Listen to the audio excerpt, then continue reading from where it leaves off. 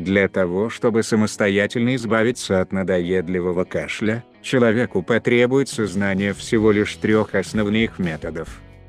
Во-первых, следует пить много жидкости. Как правило, врачи рекомендуют употреблять щелочные минеральные воды. Дело в том, что их состав позволяет влиять на мокроту.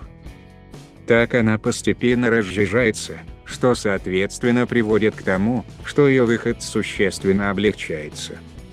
Также можно попить подогретое молоко, в которое будет добавлено небольшое количество меда.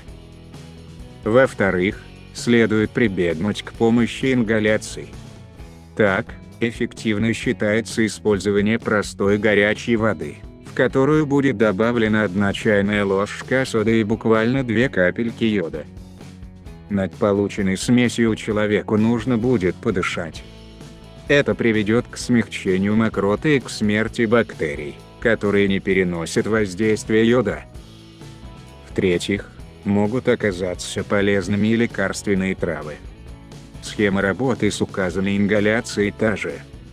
Например, зверобой, подорожник или любые другие травы, которые окажутся под рукой у болеющего, следует залить водой и довести до кипения. Это приведет к тому, что используемые компоненты начнут выделять лечебные летучие вещества, которые в итоге смогут избавить человека от кашля.